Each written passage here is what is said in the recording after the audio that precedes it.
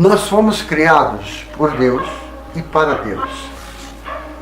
Isso significa que nós viemos de Deus e devemos voltar para Deus. Mas quem é Deus? Boa pergunta. Deus é um velhinho de barba branca? Não. Deus é invisível, onipresente e onisciente. Onipresente quer dizer ele está presente em todo lugar. Onisciente, porque Deus sabe tudo, antes, durante e depois. Poderíamos grosseiramente comparar Deus com o ar que nos envolve. Nós não vemos Deus, nós não vemos o ar, mas sentimos o ar. Mas podemos sentir Deus também.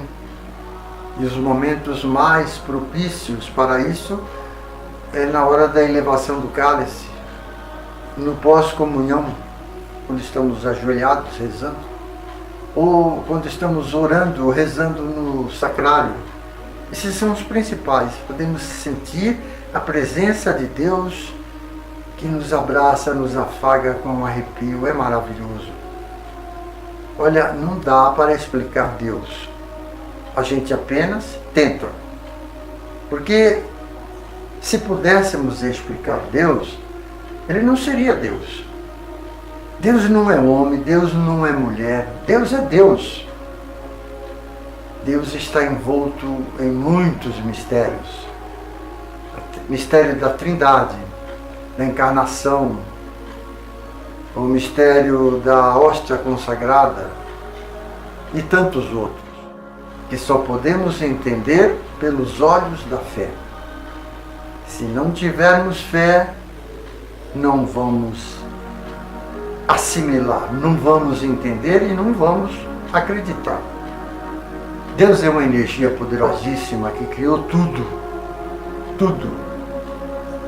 Nós não vemos Deus, mas nós vemos o que Ele fez. As maravilhas da natureza nos mostram, nos revelam a pessoa de Deus. As maravilhas da natureza nos revelam, nos mostram Deus, o poder de Deus.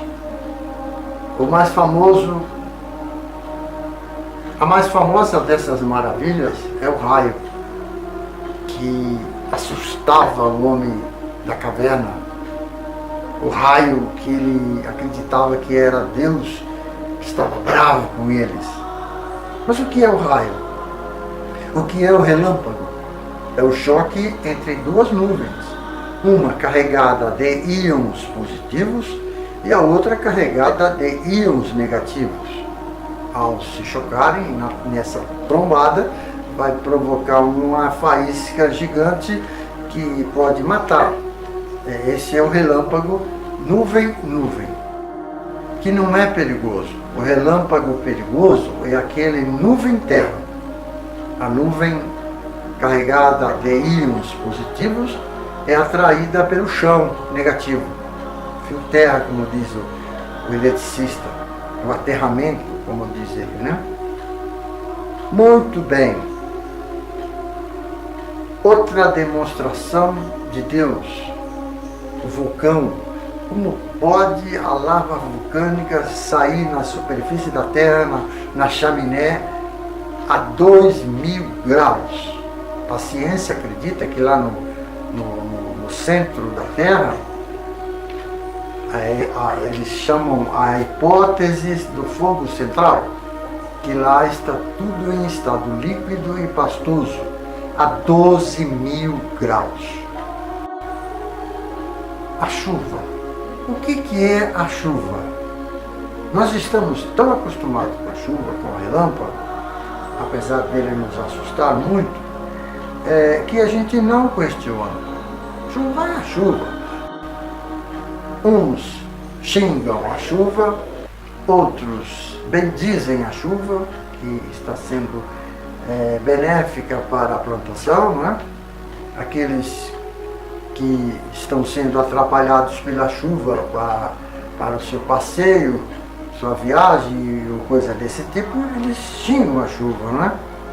A chuva se explica da seguinte forma: a água do mar, aquecida pelo calor do sol, evapora. Essa evaporação, chegando a uma certa altitude, ela encontra uma camada de ar mais fria e vai acontecer a condensação, que é a junção das gotículas de água. Essa junção vai fazer com que as gotas de água fiquem pesadas e caiam. E a ciência chama isso de precipitação atmosférica, ou seja, a chuva. Veja, aí a chuva cairia no mar. A água do mar evaporou, condensou e choveu. E agora? E nós vamos beber o quê? Mas Deus inventou o vento, que vai trazer de lá do alto mar, ou do mar, vai trazer a nuvem para o continente, onde tem os animais com sede, nós precisamos de tomar banho, beber água, e as plantinhas e a plantação, que é o nosso alimento. E o sol? O sol que os incas no Peru adoravam como Deus. A gente também aí está tão acostumado com o sol que a gente nem questiona, nem pergunta. O sol é uma bola de fogo, de materiais incandescentes. E o gás principal é o gás hélio. Lembra do heliocentrismo? Então, o sol, uma bola de fogo, e a gente poderia perguntar, se está queimando durante tanto tempo, por que ainda não acabou de queimar?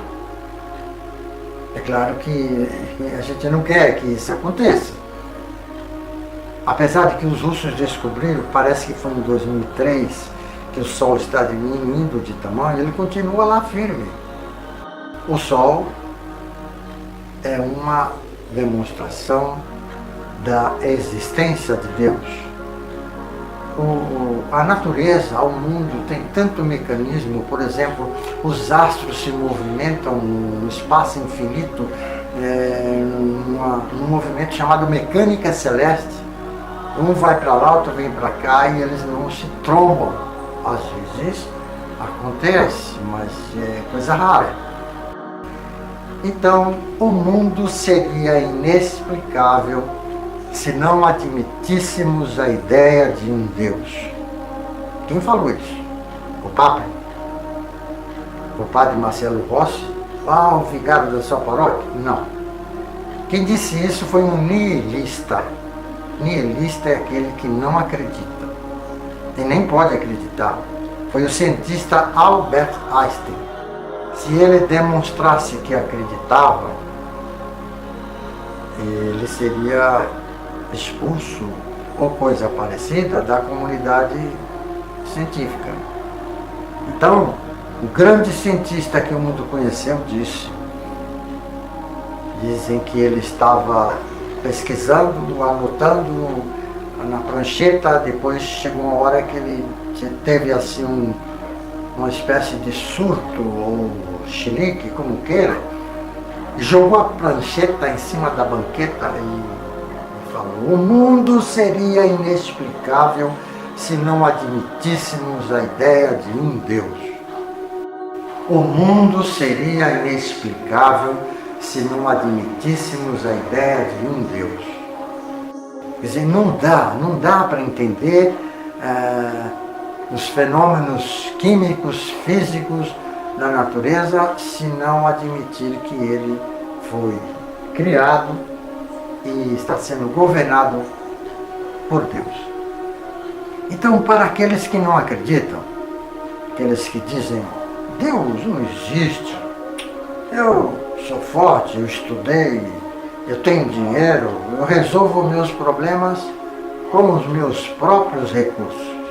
Então poderíamos perguntar a esses engraçadinhos: você faz o seguinte, aperta aí em algum lugar do seu corpo, faz uma mágica para você evitar o envelhecimento, para você ficar do jeito que você é para sempre, por todo sempre, para você ficar jovem, Ou então faz aí uma outra manobra para você não morrer, ficar para sempre, por todo sempre, vivo. O que não seria bom, né? Ou então me explique, como é que acontece a cicatrização? Você não acredita em Deus, não é? Então, como é que acontece a cicatrização? Alguém cortou o braço, um corte profundo. Aí aquilo foi tratado, meses depois, só restou, talvez, a cicatriz. Como isso explica? Sem Deus, será que dá para entender isso? Me explique o que é que empurra a Terra no movimento de translação. Qual a força? O que é que faz a Terra girar? O que é que a faz dar um rolê em volta do Sol? Me conta. O que é que empurra a Terra, moço? Fala aí para mim. Uma vez eu estava assistindo na televisão uma entrevista com um grande cardiologista. O cara era famoso, não me lembro o nome. Parece que tinha 6 ou sei lá quantos repórteres sentados em volta de uma mesa. E aquele homem, aquele cientista, né? Ele explicava tudo sobre o coração, porque ele sabia tudo. Respondeu todas as perguntas e mais, ele acrescentava. Aí teve uma hora que ele estava falando, não, porque o nervo vago, a válvula mitral, não sei o que mais. Aí ele deu uma paradinha e falou, por que o coração bate, eu não sei. Houve assim um minuto de silêncio. Os repórteres, uns olhavam para o outro com a cara de quem estava perguntando, não sabe? Como ele não sabe isso? E claro, se aquele cientista, aquele cardiologista famoso soubesse, ou acreditasse, melhor dizendo, se ele acreditasse em Deus, ele saberia por que o coração bate. A pergunta não foi para quê. Para que toda criança, qualquer criança sabe que o coração bate para bombear o sangue. Para que o sangue leve a todas as partes do corpo oxigênio e nutrientes. A pergunta foi por quê? Quer dizer, qual é a força, qual é o mistério que faz o coração bater e só parar quando a sua vida terminar?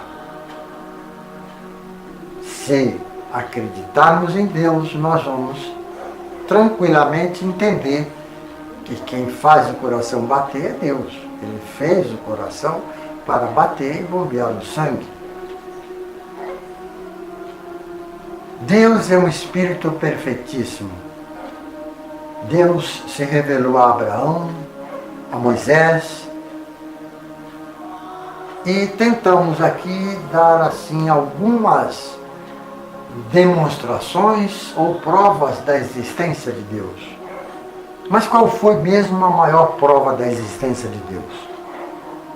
Qual foi?